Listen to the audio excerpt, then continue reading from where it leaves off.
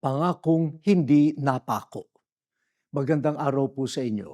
Kapit pandasal na po tayo. Ito po si Cardinal Chito Tagle.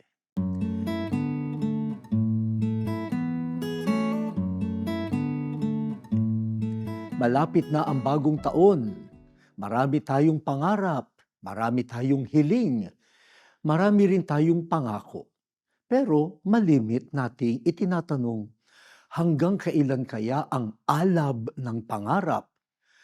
Puro hiling lang ba, pero kulang sa kilos? Baka naman mga pangakong hindi na gumalaw dahil napako na pala.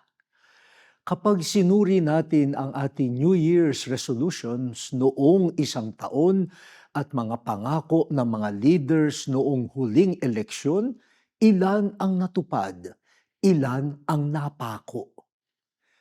Noong nangako ang Diyos na may isusugo siyang Mesiyas mula sa lahi ni David, tinupad niya iyon.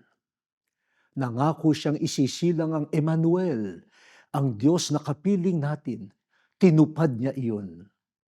Nangako siya ng isang lingkod na aakuin ang ating mga pasanin. Tinupad niya iyon. Ang katuparan ng lahat ng pangako ng Diyos ay si Jesus. Siya ay tapat.